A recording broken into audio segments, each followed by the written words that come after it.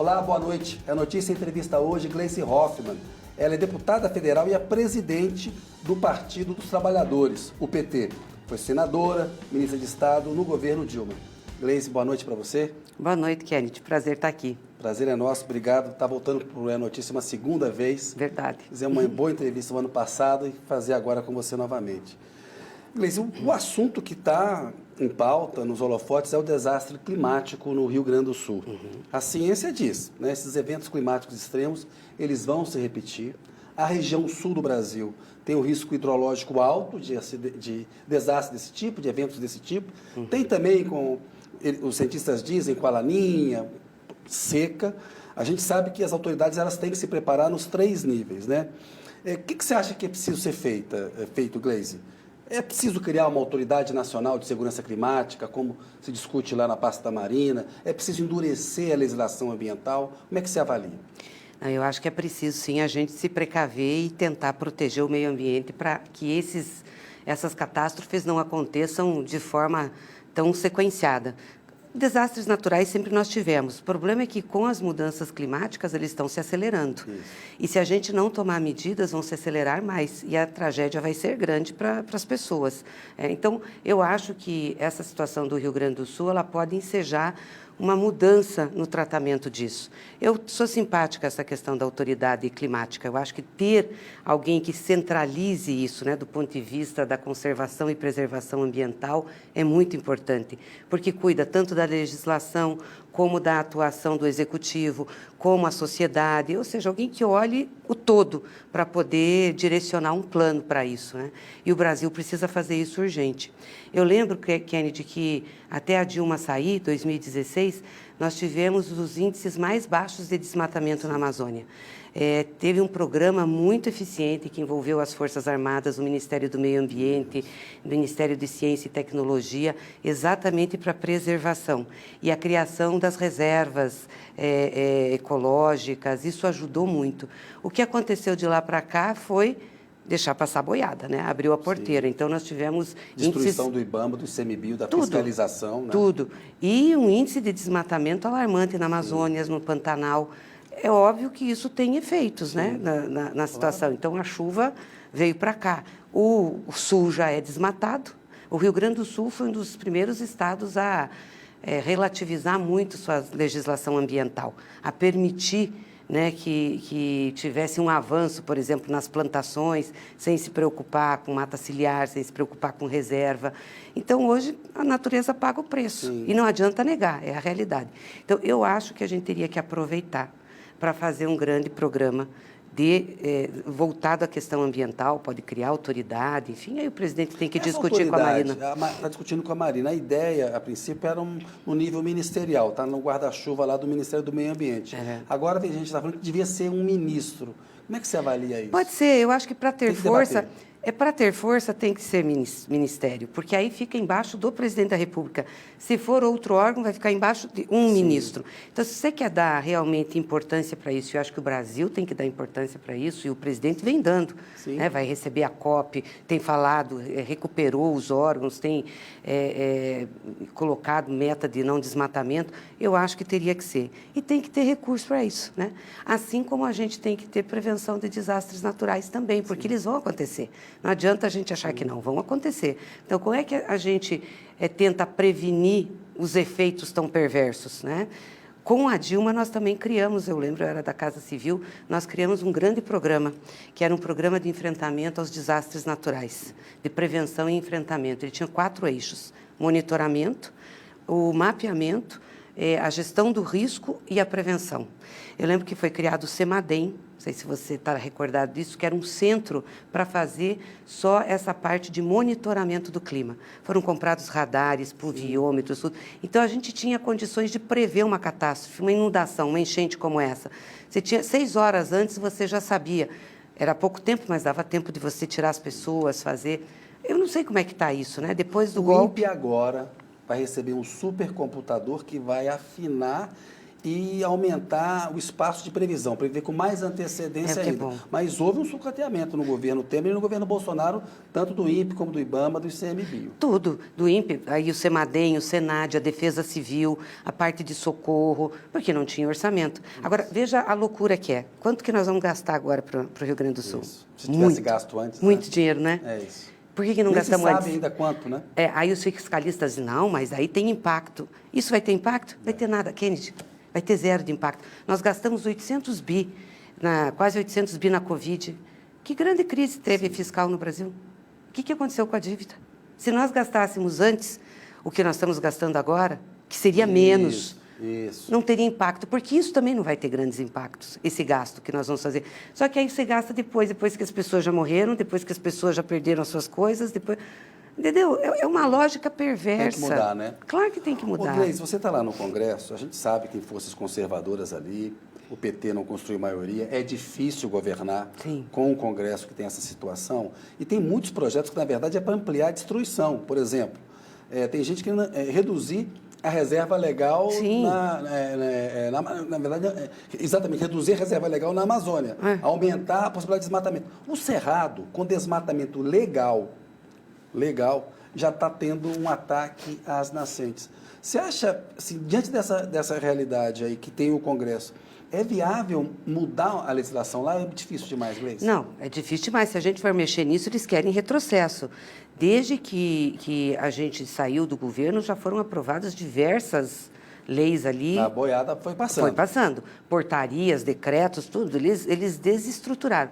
Nós também fizemos uma coisa muito importante no governo da presidenta Dilma, que foi o Código Florestal, que foi uma discussão grande com o Congresso, uma discussão grande com a sociedade, uma discussão grande com os produtores rurais, protegemos os pequenos, fizemos uma mediação de responsabilidade, foi muito legal. Não conseguiu se colocar em prática nem um terço do Código Florestal, já tem um monte de projeto mudando o Código Florestal. Tudo para afrouxar, tudo para afrouxar. As pessoas negam, dizem, não tem problema, não vai acontecer. Diz, a catástrofe acontece desde sempre. Acontece. Só que se você não cuidar do meio ambiente, vai acontecer com mais frequência. E vai acontecer em cima das pessoas, vai acontecer onde as pessoas moram, onde elas vivem. Então, assim, eu não sei o que fazer para que essa gente tenha consciência do que está acontecendo. Está dado, né? Está dado, está aí. Ô, Gleice, das medidas anunciadas pelo governo federal, eu queria uma avaliação sua, né? O Lula esteve lá na quarta-feira, anunciou um programa destinado, R$ 5.100, via Pix, via Caixa, para quem perdeu seus bens ali, fogão, geladeira, um socorro mais imediato. Tem a questão, o compromisso da reconstrução de casas, do uso do Minha Casa Minha Vida. Eu queria uma avaliação sua das medidas de um modo geral e dessa discussão sobre um eventual perdão da dívida do Rio Grande do Sul. Por hora houve a suspensão dos juros da dívida, do pagamento, para o Eduardo Leite, até do ponto de vista fiscal, para o governo dele, vai criar um alívio importante. Como é que você avalia esse pacote federal? Eu acho muito positivo. Aliás, acho que o presidente Lula está, assim, de forma firme conduzindo esse processo, deu resposta imediata, mobilizou o governo, fez articulação com o governador, fez articulação com prefeitos, fez articulação com os poderes. Muito importante, por exemplo, ele ter levado o Arthur Lira e o Pacheco junto com ele, o presidente do Supremo, junto com ele, para ver a situação. Isso sensibilizou demais, tanto que a gente aprovou em uma semana o decreto de suspensão, né? Não, de suspensão também, mas de calamidade pública, de liberação de recursos que precisava. Então, foi muito importante. Eu acho que esse papel de liderança do presidente Lula foi importante. E ir todas essas vezes lá no Rio Grande do Sul, levar o governo, criar agora essa autoridade para o Rio Grande do Sul e sair já com medidas, né? Que ele também buscou muito naquilo que nós tínhamos feito lá atrás nos nossos governos. Quais são as medidas emergenciais, como fazer. Ou seja, ele está recuperando aquele programa que a Dilma implementou, que é de enfrentamento a desastres e prevenção. E está recuperando nessa situação do Rio Grande do Sul. Então, colocar o recurso, excepcionalizar, não vai faltar dinheiro. As pessoas precisam disso, Kennedy, porque a situação lá, assim, a pessoa perdeu tudo, perdeu casa, perdeu roupa, perdeu fogão, geladeira, está num abrigo, né, com os filhos, não está podendo ir trabalhar. Ela deve perguntar, o que eu vou fazer, como é que eu vou sair daqui? Então, ter um dinheirinho para recomeçar, para ir lá, né, arrumar o mínimo da casa é fundamental. Quem ficou sem casa, ter casa. Então, ele pensando nessa situação das pessoas, esse foi o anúncio do do programa dele de ontem lá no Rio Grande do Sul. São eventos diferentes, né, Gleisi? Mas quando você vê a resposta que o Bolsonaro deu à pandemia, negação da ciência, demorou a comprar vacina, e agora você vê o que está acontecendo lá, ou seja, o trabalho dos voluntários é importante, das empresas é importante, mas é o Estado que vai resolver, é a presença do Estado que vai dar uma solução definitiva, né? Ah, não, com certeza, a mudança é da água para o vinho, né? Porque ele deixava, não estava nem aí. Eu lembro que teve inundação na Bahia, ele estava de jet ski passeando em Santa Catarina. Não, o presidente tem muita preocupação, e ele já viveu isso, né, Kennedy? Ele conta, ontem ele contou, disse assim, eu já vivi, tive minha casa alagada, perdia tudo, e não foi só uma vez, foram 2, foram 3 vezes. Então, eu acho que isso é muito relevante, colocar o recurso. E aí tem essa parte da dívida, que eu acho que foi muito importante que o governo fez. A suspensão da dívida e a retirada dos juros desse período. Isso. Então, ou seja, teve um perdão de 12 bilhões de reais de juros, né? E a suspensão desse período. Para quê? Para ter dinheiro. Você perdoar um pedaço da dívida, vai perdoar lá no final. Não vai fazer muito efeito aqui, entendeu? Vai ficar para lá. Mas é uma coisa que pode se discutir. Pode se discutir, você acha? Eu acho que pode, não vejo problema. Tem uma ideia, Gleisi, alguns economistas falando de se criar, se foi criado várias vezes no governo Fernando Henrique, governo Lula, governo Dilma, o tal regime de recuperação fiscal. Né? Os estados têm uma dívida, querem um socorro da União, você cria mecanismos ali para poder haver o pagamento, mas aí seria um regime de recuperação fiscal socioambiental. Você introduzir esse caráter, essa cláusula nesses regimes. Você acha que um caminho pode ser esse? Eu acho que pode. Eu vejo com simpatia isso para a gente ter arranjos que a gente possa ir resolvendo os problemas, sabe, Kennedy? Porque já que você não tem recurso para tudo, embora você tenha muito recurso, mas às vezes a gente se autoimpõe limites, né? Porque, embora você não tenha recurso para tudo, a gente pode ver isso. Então, o Estado vai fazer uma renegociação de dívida. A parcela da dívida, digamos que ele tem que pagar para a União, é 700 milhões por mês, né? Aí a União diz assim, olha, então você vai pegar 500, vai me pagar 450 e vai 250 você vai colocar para esse plano. E vamos fazer um plano coordenado nacional. Isso. Porque não adianta também fazer cada estado pensando no seu. A gente tem que pensar no todo, porque está tudo envolvido. Toda. Então, teria que ser um grande plano nacional para que a gente pudesse ir implementando com esses recursos ações de prevenção, de melhoria, de proteção ambiental. Tem um conceito criado, né, os refugiados do clima, são mais de 200 milhões de pessoas no mundo que são deslocadas por causa da emergência climática. Situação de segurança alimentar no mundo é pior ainda, 2,6 milhões de pessoas. O Brasil está na presidência do G20. As 3 prioridades do Lula são a Aliança Global contra a Fome e a Pobreza, mudança do clima, medidas para mitigar, adaptar, enfrentar, e uma reforma da governança global. Tem lá em novembro, no Rio de Janeiro, a cúpula do G20. Diante do que está acontecendo no Rio Grande do Sul agora, você vê uma possibilidade de o G20 taxar os bilionários, esses 100 bilhões que foram prometidos, Gleice, em 2009, na COP15 em Copenhague, que nunca vieram dos países ricos. Difícil de tirar dinheiro de rico, né? Bilionários. Não, aproveitar, como é que você acha que o G20 tem que tratar isso e o Brasil na presidência do G20?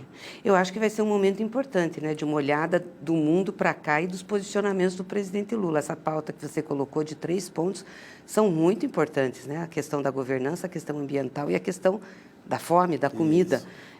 E ele tem pautado isso. Eu acho que dá. Essa discussão de taxar os super ricos já está madura. Tanto que até os tucanos já estão defendendo. Isso. Quando os tucanos começam a defender uma coisa assim, eu digo, porque isso daí já vem lá de trás, aí não tem mais como não defender, então os liberais estão defendendo.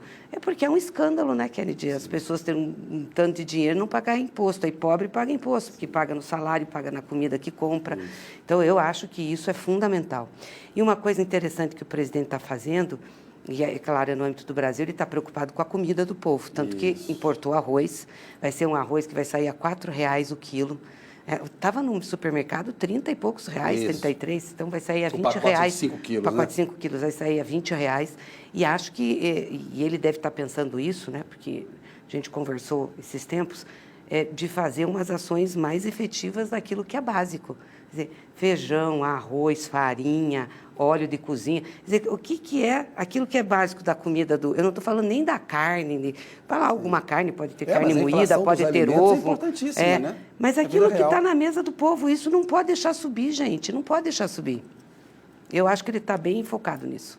Que é essa questão, e inclusive o impacto na economia gaúcha. Você lembrou bem, o Rio Grande do Sul é o maior produtor de arroz, exatamente. do Brasil, né? Ô, Gleisi, eu queria falar um pouquinho com você sobre a indicação do ministro Paulo Pimenta para ser essa autoridade, esse secretário extraordinário, que o Lula falou que vai fazer uma ligação entre as medidas que precisam ser tomadas lá e o governo federal.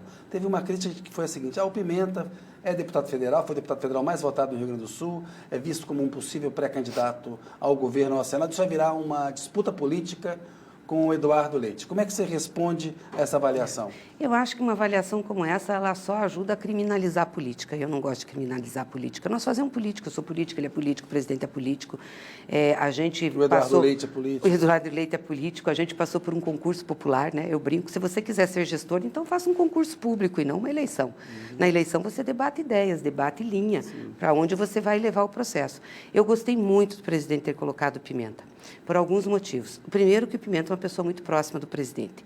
Para essa autoridade funcionar no Rio Grande do Sul, tem que ser uma pessoa que possa pegar o telefone e ligar para o presidente da República e dizer: presidente, não está funcionando isso. Você põe um gestor lá até ele chegar perto de um ministro, então você tem que ter uma afinidade. Isso mostra a preocupação do presidente em estar presente no Rio Grande do Sul. Ou seja, ele está pondo uma pessoa da estrita confiança dele, que tem relação com ele. Segundo, o Pimenta é uma pessoa muito trabalhadora, muito determinada e muito firme, não tem medo das coisas, vai, enfrenta, organiza, fala, diz o que está acontecendo, se comunica, isso é fundamental. E terceiro, ele não vai ser o executor, então ele não vai executar as coisas lá, que vai executar o governo do Estado, os ministérios, ele vai ser o articulador. Se não tiver alguém com essa autoridade, começa o Estado a fazer de um jeito, o município do outro, a verba vai para cá quando devia vir para lá, o ministério que está aqui em cima não está conhecendo a realidade. E são vários ministérios, né? Alguém que vai centralizar a ação de vários ministérios. Claro, né? Porque é Ministério de Desenvolvimento Social, Ministério da Saúde, é Ministério da Educação. Olha só, então tipo assim, é um foco lá no Rio Grande do Sul. Eu estou aqui presidindo esse negócio pelo presidente Lula. Eu achei muito bom, acho que vai funcionar, acho que vai dar uma linha, a gente vai ter uma resposta mais rápida. Uma outra coisa, alguns setores do PT estão incomodados com o Eduardo Leite, no sentido de o Eduardo Leite, na cerimônia, assim, no discurso público, não demonstrar gratidão. Claro que o presidente está tomando as medidas, porque elas precisam ser tomadas mesmo, né? E assim, não se trata de um favor. É uma medida que um político, que um gestor, que um presidente tem que tomar. No entanto, tem essa intriga política aí, o Leite não está sendo grato ao Lula. Talvez como porque deveria. o pessoal acha que não reconheceram o empenho grande do presidente, que realmente teve. Porque você pode tomar as medidas com empenho ou sem empenho, né? Eu acho que o presidente teve muito empenho. Mas aí é da política, Kennedy, né? Ele é uma pessoa que quer demarcar com a gente, tem posição política. O PSDB soltou uma nota, até o Aécio soltou uma nota, dizendo que era um absurdo Pimenta ser nomeado. Umas coisas absurdas, assim. Mas aí é paciência, é do jogo da política também, não podemos ficar reclamando. Mas eu queria falar um pouquinho com você sobre a Amazônia. Você falou que na época do governo Dilma caiu, subiu, está caindo agora. A questão do Cerrado, eu queria voltar nela. A reserva legal no Cerrado é de apenas 20%. Isso permite que as pessoas desmatem até 80% de uma propriedade. Isso está acabando com o Cerrado, que é a caixa d'água do Brasil. Queria voltar nesse ponto específico, você acompanha esse debate lá no Congresso.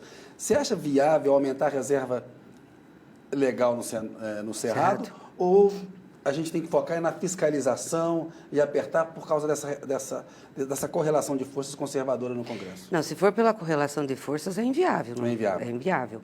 Agora, talvez pela comoção que foi criada com esse desastre no Rio Grande do Sul, a gente possa ter uma pressão da sociedade que faça a sensibilização do Congresso. E mesmo esse pessoal conservador, pessoal que acha que não tem problema o meio ambiente, os negacionistas, acabem sendo pressionados para isso. Outra coisa também que eu queria ver com você é a questão do hidrogênio verde e o rumo para a produção de etanol no Brasil. Tem no Brasil, as montadoras estão fazendo vários investimentos, né? Então tem investimento em carro elétrico. O Brasil já começou a fazer uma transição energética com essa coisa do etanol há 4 décadas e isso está ficando cada vez mais importante. O hidrogênio verde, o carro híbrido. Como é que você avalia as medidas que o governo está tomando e o que essa catástrofe no Rio Grande do Sul indica para a gente sobre o ritmo para essa transição para uma economia verde? Não, com certeza a gente teria que aumentar o ritmo. Não sei, a gente não tem condições de fazer isso, né? Do ponto de vista econômico e da produção também, porque não é simples você fazer essa mudança. Mas eu acho que o fato do governo colocar isso como uma pauta, e é uma pauta central, é muito importante. E com o advento da COP, com o advento de tudo isso, vamos ver o que a gente consegue fazer. A COP25 em Belém, você está falando, né? Que o Brasil vai sediar. Vai sediar. Gleice, mudar um pouquinho de assunto agora e falar de Petrobras, que foi importante na semana. Sim. O Jean Paul Prats, do PT, estava dirigindo a Petrobras, o Lula falou que precisava do cargo dele, teve uma troca. Jean Paul Prats saiu insatisfeito, disse que o PT não o protegeu. O mercado ontem reagiu mal à troca, né, de que haveria grandes mudanças, seria uma interferência na Petrobras. Primeira coisa, em relação à troca do Jean Paul Prats, faltou apoio do PT para o Jean Paul Prats, como ele se queixa, Gleice? Não, o Jean Paul foi indicado pelo PT, é um companheiro nosso, eu lembro que eu participei lá no início da formação do governo, estava junto com o presidente, a gente fez a transição, fez a indicação, acho que é um companheiro qualificado, prestou um bom serviço na Petrobras, mas o presidente tem que ter liberdade de trocar, ele não pode ficar ancorado nos partidos, ancorado em quem indica, tanto que quando todas as pessoas que ele conversou, eu conversei junto com ele, ele dizia isso, né? Exatamente, vamos lá, vamos ver se dá certo, tal, porque a responsabilidade pelo todo é dele, presidente Lula, né? E se ele acha que tem que fazer uma mudança de rumo, e eu acho que não tem nenhum desprestígio ao Jean, eu acho que ele estava pensando em fazer uma coisa diferente, ele tem que ter ele tem legitimidade para isso, tem que poder fazer. Agora, tanta mudança assim, porque estava olhando o plano quinquenal está aprovado até 2028. Refinaria Abreu e Lima, que o Lula quer que seja uma prioridade, está no plano. O Compérgio, o Complexo Petroquímico do Rio de Janeiro, está no plano. Investimentos na indústria naval. Talvez ele quisesse mais agilidade para sair do plano, não sei o que Você acha que levou. É isso? Pode ser isso, né? Ter mais agilidade para a realização das obras, para as coisas, porque teve gente no mercado ontem comprando ação, comprando na baixa, porque entende que a ação vai se recuperar. Vai. Cair, subir a ação não tem nada a ver se você não efetiva por parte da empresa, entendeu? Nós já tivemos ações elevadíssimas da Petrobras, ela não ganhou dinheiro. Por quê? Porque não venderam as ações na alta. Então, nós temos ações caindo, não vai perder dinheiro também, porque não vai vender na baixa, entendeu? Então, esse mercado fica fazendo um fuzuê. Na realidade, o que o mercado quer é eles indicarem o presidente da Petrobras, de preferência também do Banco Central, né? Ou eleger, né, entre aspas, e aí esses daí elegem o presidente da República e colocam o presidente da República. O Lula foi eleito pelo voto popular. A Petrobras é uma empresa com maioria de capital do Estado brasileiro. Isso. Foi construída com o dinheiro do povo brasileiro, lá atrás, através de Getúlio. Foi investido muito. Por que agora o privado quer dar linha, os acionistas só? 800, 900 mil acionistas querem mandar na empresa que atende 200 milhões de brasileiros. A empresa tem que investir, sim, e não é intervencionismo. E até é bom dizer para o mercado que nós ganhamos a eleição falando isso. Então, nós não mentimos para ninguém. O Lula não mentiu nem para o mercado, não mentiu para as pessoas. Ele disse que a Petrobras ia ser, sim, uma empresa voltada ao desenvolvimento do Brasil. E tem que ser. Como a gente tem que minorar ainda o preço mais dos combustíveis, o povo brasileiro não pode pagar caro isso, não pode pagar caro gás de cozinha. Acho que isso também o presidente está querendo avançar. Então, não venha mercado intervencionismo. Estou preocupado. Preocupado com o quê? Nós dissemos que ia ser assim. Pare. Eu acho engraçado. O Bolsonaro fez um monte de intervenção. Quando o cidadão compra uma ação da Petrobras, ele sabe que o controlador é a União. Óbvio. Né? E até assim, das ações preferenciais, o Estado brasileiro não tem a maioria. Não. Os que têm a maioria estão no exterior. Então, existe uma pressão deles, né, para uma distribuição maior de dividendos, maior do que o acionista majoritário tem ver os rumos da empresa. Claro. Esse debate é importante ser feito, né? Claro que é importante. Quem compra uma ação sabe, olha, tem esse risco, né?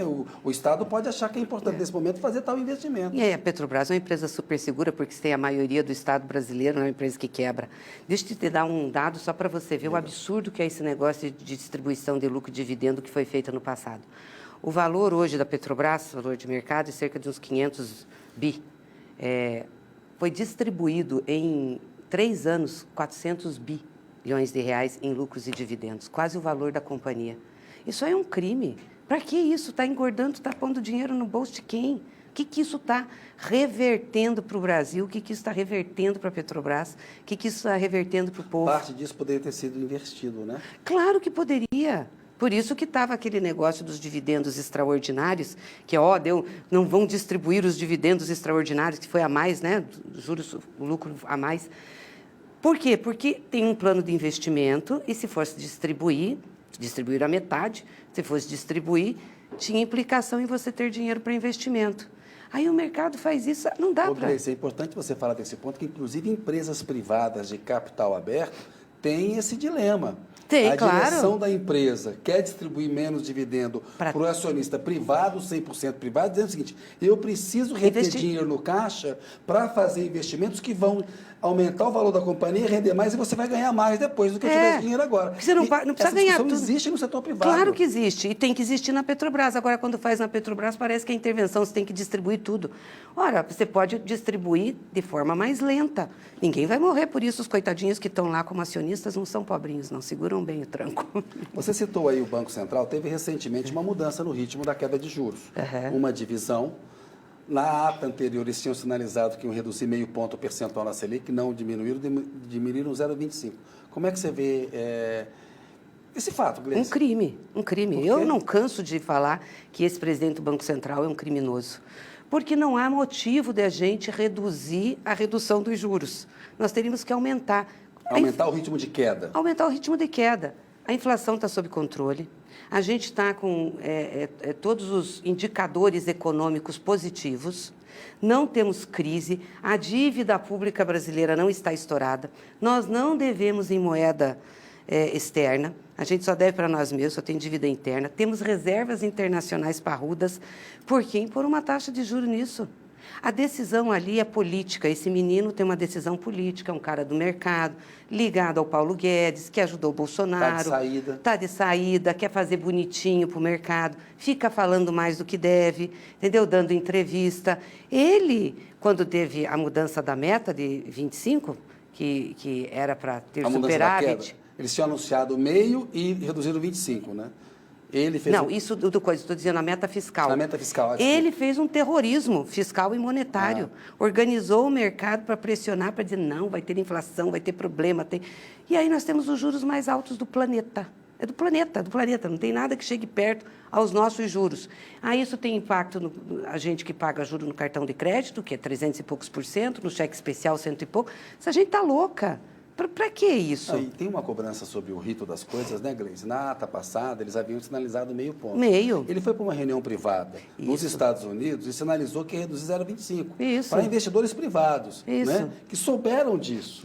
Antes especularam. Da reunião, né? Assim, me parece que aí essa crítica, o Lula faz intervenção na estatal, ele está pressionando a autonomia do Banco Central. O presidente do Banco Central não tinha que obedecer um rito que estava amarrado na ata? O primeiro é de não falar. Né? Parar de dar entrevista por aí, porque ninguém precisa da entrevista dele, porque toda entrevista que ele dá gera especulação, entendeu? Ele tem que atuar dentro do Banco Central e justificar, e não justificou. Eu acho um escândalo esse Banco Central independente, mas, enfim, já perdemos esse debate, já aprovaram, né? Porque o Banco Central é uma autarquia, Kennedy, é um banco que serve ao Tesouro, que serve à organização do sistema bancário. Aí ele passa a ter mais poder que o presidente da República, que é eleito pelo povo. Cuida da política monetária e cambial, né? Política monetária e cambial, exatamente. Mas, enfim, eu acho que a gente tem que ir fazendo essa discussão, esse debate. Eu acho que situações como essa do Rio Grande do Sul colocam na pauta debates assim, sobre política fiscal, sobre política ambiental, que são necessárias, para a gente não ficar, entendeu, de mimimi. Não pode fazer, tem que fazer ajuste, tem que não sei o quê. Aí dá a catástrofe e gasta tudo. Até porque, se você olhar a dívida pública do Brasil e comparar com a de outros países, não é uma dívida pública que está sinalizando ficar fora de controle. Pelo contrário. E a gente fica sempre, eles ficam olhando a dívida bruta. O que é a dívida bruta? Porque a dívida bruta, além da tua dívida, é mais o recurso que o Tesouro coloca no BNDES e as reservas internacionais. Então, reserva internacional é uma proteção, uma poupança. Isso. Ela está dentro da dívida bruta, mas ela é uma poupança, você não está gastando. E o que você coloca no BNDES é para você financiar o setor produtivo. Então, não é uma... Aí eles põem porque a dívida bruta está 78% do PIB.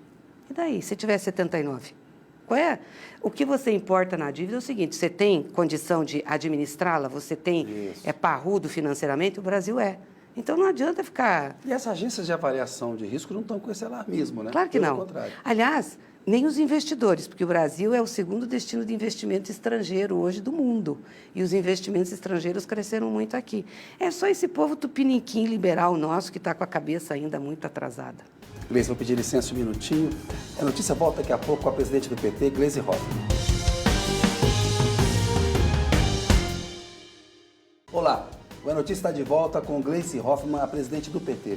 Ô Gleice, eu queria ainda falar um pouquinho de economia com você. Teve uma discussão recente sobre a necessidade de reduzir o que o Estado brasileiro gasta em educação e em saúde. Reduzir os pisos de gasto nessas áreas, porque isso pode ameaçar a nova regra fiscal. O Haddad já falou, olha, não vou seguir por aí. Mas tem o tempo inteiro na imprensa dizendo, olha, se não fizer isso em 2028, está inviabilizado, o governo não consegue gastar mais nada do que ele pode gastar livremente, porque vai ter que gastar tudo em educação e saúde. Como é que você vê esse debate? Daí muda a regra fiscal, né? Agora não vai querer tirar de saúde e educação. Isso é uma conquista do povo brasileiro, a gente ter um piso para a saúde, um piso para a educação, e mesmo tendo esse dinheiro, que é importante e que cresceu muito, e vamos combinar aqui, porque na época do Bolsonaro eles tiraram, né? Você lembra que o teto de gastos cortou, ficou só a inflação, o que a gente teve foi a crise na saúde, depois veio a Covid, daí nós fizemos aquele crédito de quase 800 bilhões lá para enfrentar, mas senão estava sucateada a saúde. Comprimiram o gasto social. Comprimiram o gasto social, Isso é como verdade. comprimiram a educação.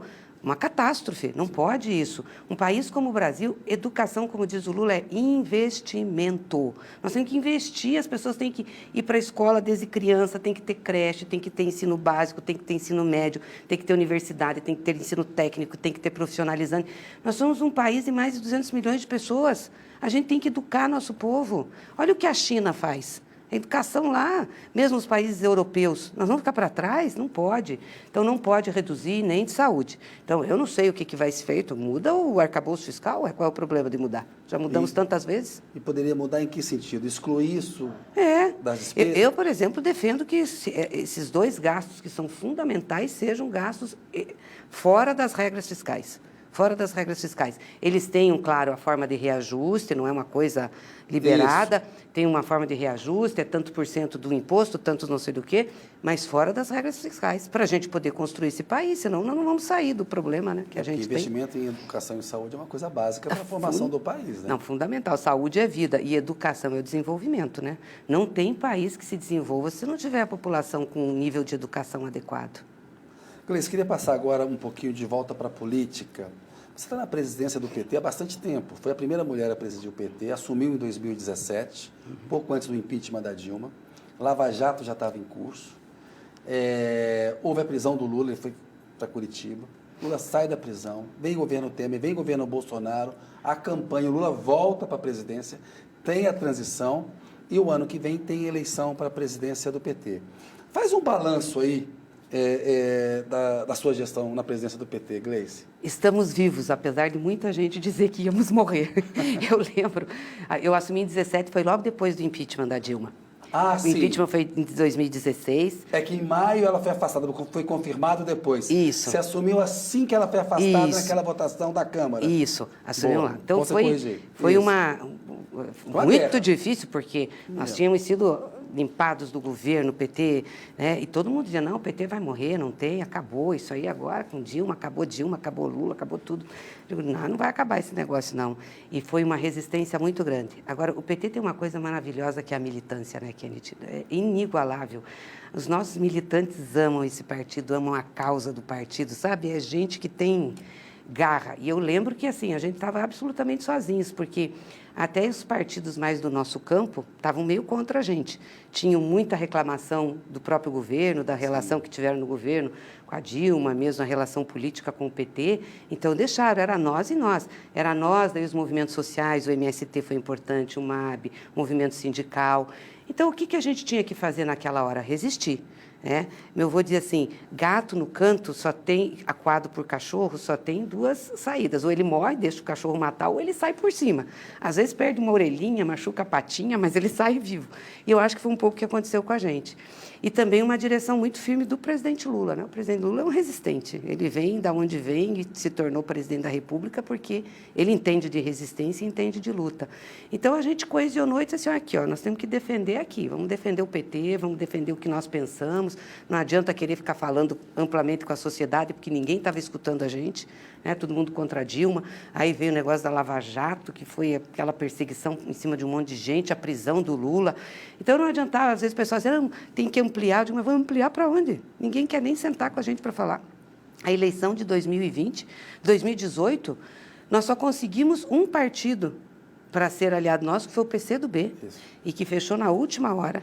E depois o PROS, que veio também. A chapa Haddad e Manuel Dávila. Não veio mais ninguém, entendeu? Não veio, dizendo, nós assim, temos que tocar assim, vamos embora. Perdemos aquela eleição, foi difícil, mas o Haddad fez 47 milhões de votos. Não foi pouca coisa. Se o Lula fosse candidato, o Lula teria sido eleito, mesmo preso, não tenho dúvidas disso. Então, tiraram o direito do Lula para não deixar o Lula se eleger. E fizemos ainda 54 deputados federais no Congresso. Então, a gente resistiu muito. Foram momentos difíceis. Tinha um tempo que o pessoal dizia assim, vocês só têm a bandeira Lula livre, larga isso daí, tem que falar de outras coisas. Eu digo, mas falar de outras coisas com quem? De que forma? Porque o Lula simbolizava tudo que nós tínhamos feito no Brasil. Os avanços sociais, o cuidado com o povo, a melhoria de vida das pessoas, entendeu? Se a gente deixasse o Lula na mão, a gente perdia o que era o símbolo e mais a grande liderança que nos trouxe até aqui. Foi correta a estratégia, porque o Lula livre, candidato a presidente, derrotou a extrema-direita, a ameaça fascista e salvou a democracia em 2022. É isso. Olhando hoje, a estratégia foi correta, né? Mas não foi fácil, porque a gente apanhou bastante. Apanhava de setores de dentro do partido, apanhava de fora, pessoal dando pitaco, esse PT não vai para lugar nenhum. Aí, quando saiu o resultado da eleição de 2020, que foi muito ruim, igual de 16. Municipal. Eleição municipal. Igual o resultado de 16. Aí sim que disseram, aí agora acabou, o PT não sei o quê. Mas naquela eleição também ninguém queria fazer aliança com a gente. O PT era sujinho, entendeu? Ninguém chegava perto do PT. Então, o que a gente fez de estratégia? Vamos lançar candidato em todos os municípios que a gente puder, vamos defender o partido, vamos falar do nosso legado, vamos falar do Lula e vamos preparar a eleição de 22. Porque essa era a eleição estratégica, fazer um embate com a extrema-direita e voltar, fazer o Lula voltar a subir a rampa do Palácio do Planalto. Então, assim, eu fico muito feliz de ter participado desse processo, porque eu acho que é um momento da história forte do Brasil, entendeu? De estar onde a gente estava e poder subir a rampa de novo. Foi muito emocionante ver isso. Qual que é a sensação? Nossa, era assim, de uma emoção, dizer, nós conseguimos. A gente acreditou e está aqui. Você ainda tem um ano na presidência do PT. Como é que vai ser esse processo? O que acontece? Explica um pouco o que é esse processo de eleição direta do PT, quais são os nomes, se já tem um acordo para te suceder, se já tem um nome mais forte, se não tem? Não, então, o PT também faz a sua eleição para a direção de forma direta. Os filiados votam, tem urna, tudo, a gente organiza isso. Vota para presidente do PT de forma separada e vota nas chapas, nas diversas chapas que se inscrevem, que aí depois, conforme cada voto que essas chapas tiverem, compõe a direção. Possivelmente nós vamos ter a eleição em junho do ano que vem. Porque agora nós estamos com eleição municipais, então até outubro todos os nossos esforços e visão está para a eleição municipal, para a gente se organizar, enfim, disputar as eleições. A partir de outubro, início de novembro, a gente já começa o processo de eleição do partido, porque tem uma série de debates, seminários, congressos, encontros, tem um prazo para novas filiações, só podem votar por nosso estatuto quem se filiar até 6 meses antes da data do PED. Então, já tem um consenso no PT em torno do nome para suceder? Não, não tem. Tem alguns nomes que surgem. Tem o nome do Edinho, que tem surgido aí Edinho como... Silva, prefeito de Araraquara. Tem o nome do Guimarães, que também é o nosso líder do governo. Guimarães, líder do governo que é do Câmara. Nordeste. Enfim, tem o nome da nossa secretária de Planejamento e Finanças, que é a Gleide. Tem várias... As coisas estão surgindo. Eu gostaria muito, assim, para encerrar a minha gestão, que a gente conseguisse ter um grande consenso no partido, sabe? Um nome de consenso para a sucessão na presidência e também, assim, mais consenso na formação da direção. Porque eu acho que na política a gente está muito junto, não tem grandes divergências internas do PT sobre a linha do partido, Claro, tem críticas, tem isso, mas eu acho que se a gente pudesse fazer algo de grande unidade, seria muito importante. Você vai se esforçar nesse sentido. Vou me esforçar muito nesse sentido. Ô, Gleisi, e fala um pouquinho de como você vê as prioridades do PT para a eleição de 2024 agora, as eleições municipais, e depois eu queria falar um pouquinho ainda com você de 2026. Bom, obviamente, a gente agora em 24 tem uma estratégia um pouco diferente da eleição de 20. Até porque a gente tem mais abertura agora para alianças, estão querendo fazer alianças com a gente voltou para o governo, passou a ser bonitinho de novo. Então, tem uma disposição. E eu acho que a gente tem que fazer isso, né? Eu estou brincando aqui, mas eu acredito muito que a gente precisa conformar uma frente do campo democrático. porque o que a gente está enfrentando no Brasil na disputa política não é brincadeira, não. Nós estamos disputando com a extrema-direita, com o fascismo, não é com a direita liberal, que você senta, negocia, vai. Não, essa gente tem métodos de extermínio na política. Basta ver o que fizeram na Alemanha, o nazismo na Itália, com o fascismo. Nós estamos falando de gente assim. Então, é muito preocupante, a gente tem que agregar. Então, nós tiramos a estratégia de fortalecer as candidaturas do campo democrático, progressista e democrático. Aí você explica o apoio ao Boulos em São Paulo, por Isso. exemplo. E apoio a outras candidaturas em Recife, ao João, possivelmente ao Eduardo Paes no Rio. Você está entendendo? Por quê? Porque a nossa preocupação é assim, nós temos que ter candidatos do PT que tenham competitividade. Onde a gente tiver melhor, a gente está lançando candidatos. Então, a gente tem condição de disputar e ganhar, vamos fazer. Aonde a gente não tem, a gente tem que falar com esses partidos aliados e colocar a melhor candidatura. É o caso de Curitiba, por exemplo. O pessoal me cobra, mas Curitiba tinha que ter candidatura própria do PT e tal. Mas lá a gente tem uma frente com o PSB, com o PDT, né, com outros partidos. E o nome melhor colocado é do PSB. Então, se a gente for lançar um do PT, aí fica um do PSB, fica outro do PT, nós não vamos chegar a lugar nenhum. E a gente tem que conformar esse campo para chegar em 26 de forma unida. Nós não podemos ficar com tensionamentos. E aí o nome é o Lula. A imprensa já está falando que é preciso ter um bolsonarismo moderado, como se existisse bolsonarismo moderado, né? O nome para 26, você acredita que continua sendo Lula? Nós vamos precisar dele, o Brasil vai precisar dele. E o que você acha desse conceito de bolsonarismo moderado, para a gente encerrar a entrevista? Uma furada, não existe bolsonarismo moderado, entendeu? Quem é bolsonarista aprova os métodos, aprova o jeito e se comporta como. Não adianta falar macio. Um monte de gente no nazismo falava macio. Então, não podemos nos iludir, a gente tem que saber o que é o cerne da questão, o que significa a extrema-direita. Então, não dá para se iludir com esse negócio de moderado. E é o Lula o nosso candidato, não tem outro nome. Claro que a gente tem que depois se esforçar, construir, mas você não constrói liderança, né? Liderança se faz no processo, na luta, na disputa. E eu não vejo outro nome hoje para disputar 26 e a gente ganhar a eleição. Nós não podemos perder essa eleição. Não é porque somos nós do PT que queremos continuar. É que nós não temos o direito histórico de entregar o país para a extrema-direita. E se nós não ganharmos, se Lula não ganhar, não é o campo da direita liberal e nem o centro político que vai ganhar a eleição. É a extrema-direita. Está vendo nos Estados Unidos o risco que o Joe Biden está correndo com o Donald Trump lá, né? Exatamente. E o efeito que isso pode ter, né? Exatamente. Gleice, agradeço muito a sua entrevista. Obrigada. Boa noite, até uma próxima. Boa noite. Boa sorte aí no resto da presença da do PT e da Obrigada. campanha. Obrigado. Valeu. Valeu. Pessoal, boa noite. Agradeço muito a audiência de vocês. Até a semana que vem.